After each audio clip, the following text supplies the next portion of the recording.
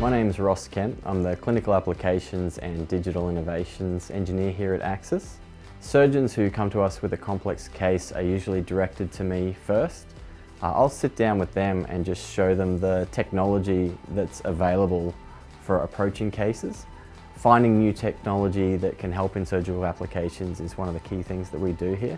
Just seeing the technology that's available often helps them to, realise ways that they could approach the problem, being the experts in the medicine side of things.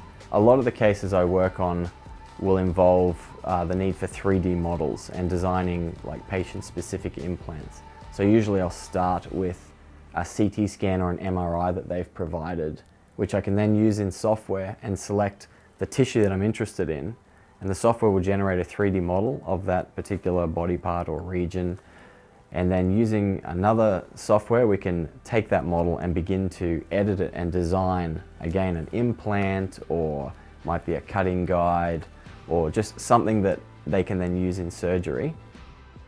My name is Michael Vargles. I'm the Director of ACCISS, the Australian Centre for Complex Integrated Surgical Solutions, located here at the Princess Alexandra Hospital and TRI.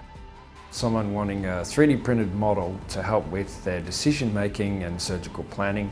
If they contact us and the patient's being treated in the PA hospital or in Metro South, we can access those films, the CT scan, for example, on which their case or the problem is based, the same day. We can process that image with the help of our engineer throughout the course of that same day and print the model overnight. The model would then need to be post-processed, which generally involves cleaning up. That would happen over the course of the next day, and by the third day we can have the model back to the clinician. Currently I'm working on a case where a patient is missing their eye socket. So we generated a model of their skull and were able to mirror the good side of their face, and from that create a new eye socket, and then we trimmed it up until it was a nice little 3D printable implant, which we've now sent off to get made in the sterile environment that will be surgically implanted.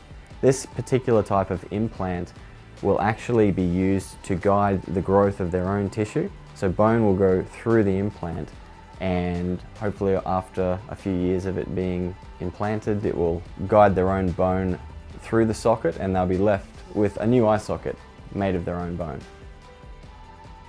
So the ACCISS Directorate are experts in their field. They've been assembled because they also have an understanding of how technology can apply to specific clinical problems that are both known and as yet unknown.